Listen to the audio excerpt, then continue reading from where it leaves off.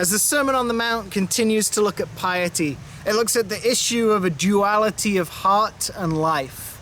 So this is the Sermon on the Mount and Hypocrites. As we look at Jesus' three examples of piety, almsgiving, prayer, and fasting, we notice that all three of them have the same structure, and it's a three-part structure. And that structure could be best be understood through the three words that make up each part.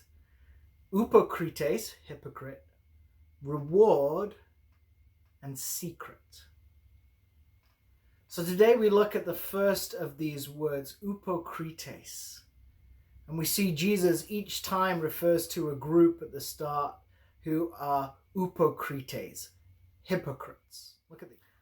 Whenever you give alms, do not sound a trumpet before you, as the hypocrites do in the synagogues and in the streets, so that they may be praised by others. Whenever you pray, do not be like the hypocrites, for they love to stand and pray in the synagogues and at the street corners, so that they may be seen by others. And whenever you fast, do not look dismal like the hypocrites, for they disfigure their faces so as to show others that they are fasting. Now, all three of those examples mention this word hypocrites, and I want us to be a little careful with how we understand it.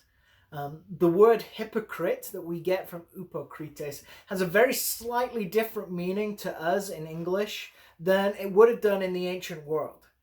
These days, we usually think of a hypocrite as someone who says one thing and does another. Okay, we normally think about it being a doubleness of words and action. So the action doesn't match what they say. But you will notice in each of these things, the hypocrites are doing what they're saying. They say, I'm going to give alms. Look, everyone, I'm giving alms. And they give alms. I'm going to pray. Look, everybody, I'm praying. They're doing what they say. And in the third one, oh, I'm fasting. I'm going to fast. Oh, this fasting is so horrible. They're doing what they say. So the hypocrites, the hypocrite here, is not about words and actions.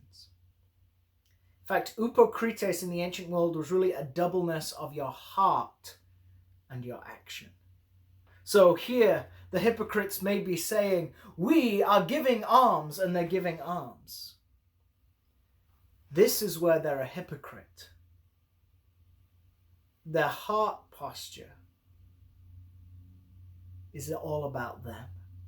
They say they're loving these people. They say they're being pious and devoted towards God. But their heart is making it about themselves.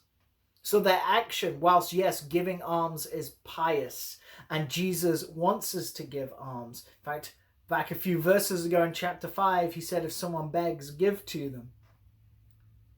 But his point is in these people, their heart is not in it. Their heart is wanting to build up their own reputation. We talked about this yesterday, and this is the word that Jesus uses throughout this section to make that idea in chapter 6, verse 1 known throughout these examples. Hypocrites, a doubleness of heart and action. And this was understood even outside of first century Judaism to be a really bad form of hypocrisy too. Even Plato, the secular philosophy, would say the greatest hypocrisy is to present oneself as righteous when you are not. Wow. Plato talking there. And here's Jesus landing on exactly the same page.